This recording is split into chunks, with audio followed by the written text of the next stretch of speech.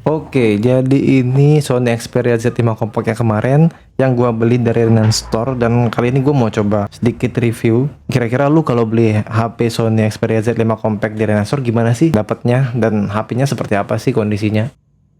Ini yang pertama kali gua bahas ini yang kemarin. Mungkin kalau misalnya kalian udah nonton unboxnya mungkin udah tahu di depan ini ada lecet sedikit di layarnya. Terus bagian depan komposisinya kiri atas kamera depan, kanan atas itu ada sensor cahaya. Untuk harga 700.000 lu dapat sensor cahaya ini cukup bagus sekali. Dan kemarin itu mungkin macet-macet karena 5%, dan ini udah gua charge sampai 95%, udah jadi lancar banget, benar-benar smooth. Ini udah lu lihat sendiri, ini cukup smooth. Terus karena ada sensor cahaya, lu bisa aktifin otomatis brightness di layarnya, yang mana untuk HP harga 700.000 itu sangat bagus sekali. Rata-rata lu kalau misalnya beli HP lain yang 700.000 second itu belum tentu dapat kecerahan layar otomatis, dan itu sangat membantu sekali untuk hemat baterainya. Di bagian atas ada jack 3,5 mm standar buat HP-HP dulu. Kalau sekarang kan udah rata-rata udah hilang tuh, tapi ini ya masih ada karena HP zaman dulu. Terus ada mikrofon. Di samping ada button untuk lock sekaligus fingerprint sensor, dan gua cek masih nyala, masih bagus, nggak ada masalah apapun, benar-benar cepet. Cuma karena gua left handed cukup susah juga, karena kalau pakai tangan kiri berarti gua harus pakai telunjuk, nggak bisa pakai jempol. Tapi ya udahlah, no komplain karena mostly orang right handed. Dan ini button yang gua komplain, yaitu button volumenya, karena berada di kanan bawah, bukannya di kanan atas ataupun di kiri atas. Selanjutnya di bawah volume button ada dedicated button untuk kamera, dan ini nggak cuma button biasa, nggak cuma button kayak kalau di HP sekarang kan lu pakai volume lu bisa foto. Jadi kalau di Sony ini button kameranya itu 2 step, jadi kayak buttonnya digital kamera, atau kayak ya buttonnya mirrorless ini. Jadi kalau lu tekan dikit dia autofocus, kalau lu tekan lebih dalam lagi dia baru ambil foto. Ya cukup oke lah, karena HP sekarang juga udah jarang, dan gua nggak yakin ini bakal kepake juga sih, tapi nice to have lah. Terus di bawah ada mikrofon, dan di sebelahnya ada micro USB. HP-HP lama ya masih micro USB, dan itu juga nggak masalah karena sekarang pun micro USB masih ada, it's there gitu loh. Lalu di sebelahnya ada stiker yang apabila lepas garansinya hilang, tapi pas baru datang unboxing kemarin stikernya udah kondisinya seperti ini, udah lepas bagian atasnya. Dan ini kalau beneran gua pakai ini ada kemungkinan lepas sih, dan kalau lepas garansi 1 bulan atau 2 bulannya itu udah otomatis hilang. Terus di sampingnya ada tempat naruh lanyard kalau misalnya lu mau kalungin HP lu, dan ini udah gua tunjukin kemarin, ini cukup kotor, banyak debu atau sarang laba-laba atau apalah gitu, cukup kotor. Terus samping ini ada SIM tray, dan menariknya kalau HP-HP lama dulu itu nggak ada yang namanya SIM ejector, jadi lu bisa simply narik bracket SIM-nya itu langsung keluar, terus lu masukin SIM card. Jadi nggak serepot sekarang ya, gua nggak bilang repot juga tapi nggak instan. Kalau dulu itu lu nggak perlu alat apa-apa lu bisa. Terus ini sebagian sini dia ada micro SD card, sebelahnya itu SIM card tray, bisa ditarik ini traynya. Dan ini single SIM, Sony Z5 Compact memang nggak ada yang dual SIM, jadi ini single SIM. Dan ini menariknya dia mini SIM, jadi udah kompatibel sama SIM-SIM yang sekarang. Ini nggak sih lu dulu itu HP itu SIM-nya yang paling gede itu loh, yang normal, nggak mini SIM atau micro SIM. Ini sedangkan dia udah mini SIM. Terus ini apa ini? Ini ada untuk masukin apapun, bukan dual SIM juga nggak mungkin. Ini ada plastiknya, kita coba tarik dulu plastiknya. Ini ternyata, waduh, ternyata ini nomor IMEI-nya sepertinya.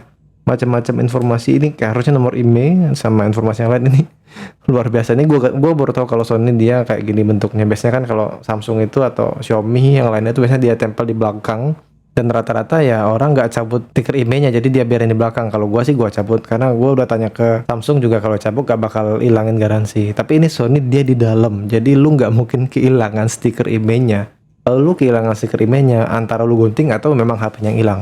Dan di samping ini SIM card tray-nya dia masih harus lu tutup, dan kalau gua tutup ini cukup kenceng, artinya dia harusnya masih tahan air. Gua nggak tahu dalamnya dia masih tahan air atau enggak, karena kondisi belakangnya juga kebuka, sedikit kebuka. Dan ini sampingnya dia juga masih plastik, for your information. Siapa tahu lu pikir ini aluminium, enggak, ini plastik, dan plastiknya juga cukup kuat, enggak ringkih.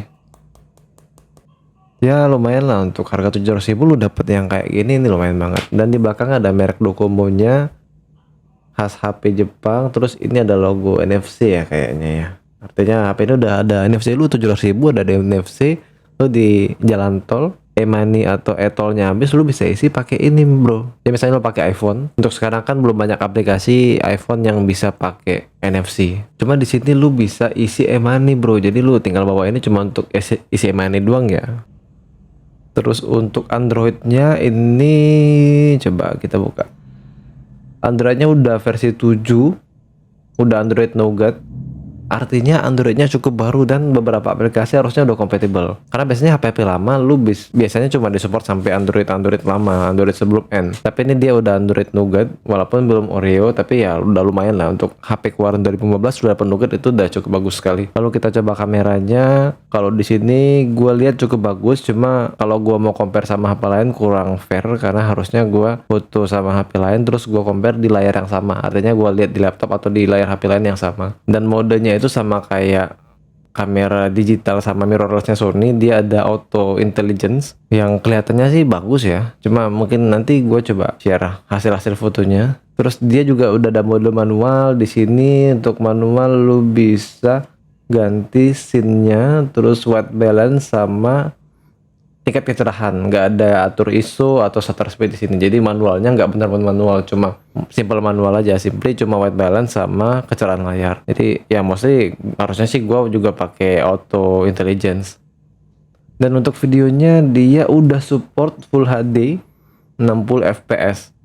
Untuk zaman 2015 Full HD yang 60 fps ini udah sangat bagus sekali dan ya ini smooth. Mungkin layarnya nggak 60 Hz. Jadi mungkin kalau mau lihat harus lewat HP yang lain. Coba kita lihat. Dan ini kelihatannya layarnya iya, nggak tahu. Kelihatannya sih 60 Hz ya, kayaknya nggak 60 Hz, mungkin 60-50 atau berapa. Kayaknya sih bukan 30, cuma kalau mau lihat jelasnya harus lihat dari HP lain yang layarnya 60 Hz. Terus aplikasi Google-nya lengkap. Nah ini nih khas HP Docomo nih, lu ada aplikasi-aplikasi yang nggak jelas. Cuma lagi-lagi kalau misalnya lu nggak udah pakai, lu bisa kayak gini nih, lu bisa nonaktifkan. Kalau misalnya yang bisa di uninstall kayak gini, lu bisa uninstall. Jadi lu hapus semua sampai habis semua. Kalau misalnya ada yang nyisa, lu tinggal bikin satu folder, lu masukin semua aplikasi yang nggak lu perluin ke dalam satu folder itu, terus lu bikin namanya, lu ganti namanya, jadi lebih bersih HP-nya karena udah dihapus semua aplikasi-aplikasi yang nggak perlu kayak ini Docomo Phonebook dan lain-lain. Nggak bisa nih, lu masukin satu folder, lu ganti namanya. Setelah ini udah clear, lu abaikan aja sampai seterusnya, nggak usah dipakai atau apa. Lalu untuk kalau pakai Chrome lancar, ini benar-benar terasa lancar. Dan kalau ngetik juga lu udah bisa swipe bro, karena memang Androidnya juga Android Nougat, jadi dia udah support. Artinya lu nggak bakal ketinggalan di update-nya. Mungkin habis ini udah update terakhir nih, nggak bakal ke Oreo lagi. Cuma ya untuk 2020 lu udah punya Android Nougat, HP tahun 2015 itu udah cukup banget. Terus di sini ada WiFi, Bluetooth biasa, dan ini nih lu ada NFC, jadi lu bisa isi e-money, lu bisa ngecek e-money, lu bisa isi flash mungkin dari BCA, cuma agak ribet. Tapi udah pasti lu bisa isi e-money dan ngecek e-money di sini sih. Praktis banget, jadi lu nggak perlu ke Indomaret atau ke ATM. Dan ini kalau dilihat kita buka Play Store agak lemot. Ini mungkin karena banyak aplikasinya. Nah ini kita coba dulu nih. Gua udah install aplikasi e-money-nya Mandiri. Kita coba untuk ngecek saldo. Dan ini bisa ngecek saldonya, bisa, artinya NFC-nya aman, gak ada kendala sama sekali. Lu bisa buat ngecek saldo, lu bisa buat isi saldonya juga. Ini sangat bermanfaat kali bro.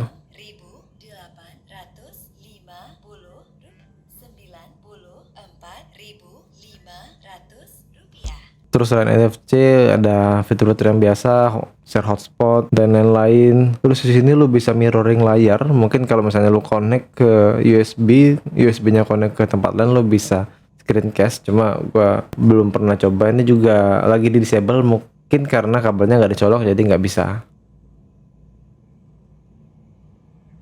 Berhubung Androidnya udah Android 7, aplikasi-aplikasi standar itu udah pasti bisa semua. Dan ini kalau kita cek pakai DevCheck, lu bisa lihat ini CPU-nya ada 8, dia ada octa-core, terus suhunya normalnya ini nggak terlalu tinggi, cuma ini gara-gara gua habis pakai macam-macam, buka browser dan lain-lain, ini cukup panas, di belakangnya cukup hangat, dan di sini juga tertulis 52 derajat Celcius, artinya itu harusnya cukup anget ya, karena di belakang juga gue merasa lebih anget dari awal tadi. Padahal ini gue belum buka YouTube, gue belum buka game atau apa, gue masih kayak tadi browsing terus gue buka setting, gue buka menu, gue hapus aplikasi yang nggak perlu, baru gitu-gitu doang. Ini udah cukup panas. Dan memang salah satu isu dari Snapdragon 810 ini adalah suhunya yang cukup tinggi. Yang gue bilang tadi, layarnya masih HD tapi nggak masalah sama sekali. Kenapa? Karena kepadatan layarnya itu 326 ppi, yang mana iPhone 7 dan lain-lain itu rata-rata 300 ppi. Kenapa? Gara-gara layar HP yang udah di atas 300 ppi itu mata manusia itu udah nggak bisa bedain lagi. Makanya rata-rata iPhone itu mendekati 300 ppi. Karena nyampe 500 atau 600 itu sebenarnya nggak bisa terlalu bedain, tapi itu bakal makan baterai lebih banyak. Jadi ya 300an ppi juga lebih dari cukup. Lalu ini yang dikomplain baterainya cuma 2700 mAh, udah pasti cepat habisnya. Karena rata-rata HP sekarang juga udah 3000, 4000, bahkan ada yang 5000. Wi-Fi-nya normal, bisa connect. Kameranya juga di sini kok 10,4. Oh, kalau pakai aplikasi ini memang megapikselnya lebih kecil karena aslinya ini 23 megapiksel. Cuma lagi-lagi walaupun resolusinya 23 megapiksel, sensor dari kamera ini kecil, jadi pada saat lo foto itu informasi yang didapat dari foto itu nggak terlalu banyak. Jadi 23 megapiksel ini cuma ukuran doang.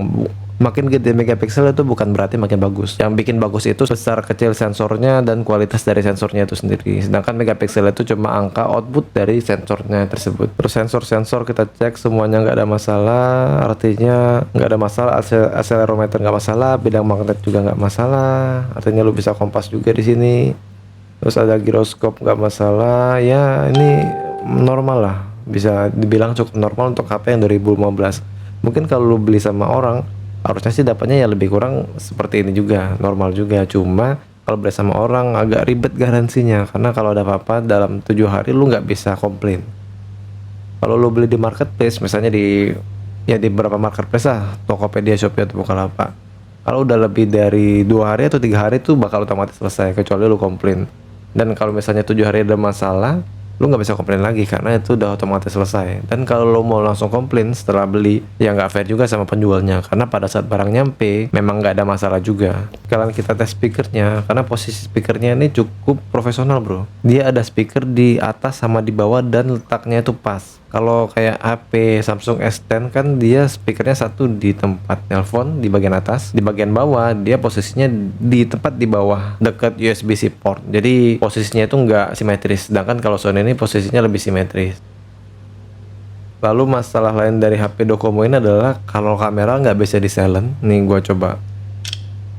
Jadi dia akan bunyi, artinya lu kalau misalnya lagi belajar atau lagi kuliah, misalnya lu mau foto sesuatu, ini bunyi bro. Cuma lagi-lagi silent atau enggak ini masalah software. Jadi sebenarnya lu bisa akalin dengan cara download silent kamera. Cuma lagi-lagi kalau lu download silent kamera, fungsi dari kameranya nggak akan maksimal. Karena ya silent kamera ini dibuat untuk semua HP. Sedangkan aplikasi kamera bawaan dari Sony itu dibuat untuk Sony Z5 Compact ini sendiri. Cuma ya kalau misalnya lu butuh foto dalam kondisi silent ya lu bisa pakai ini. Dan selama gua pakai S6 Edge dulu yang Docomo ini, gua nggak ada masalah sama sekali. Ketika gua mau ambil foto yang bagus, gua pakai aplikasi bawaan. Ketika gua butuh yang silent, gua pakai silent kamera.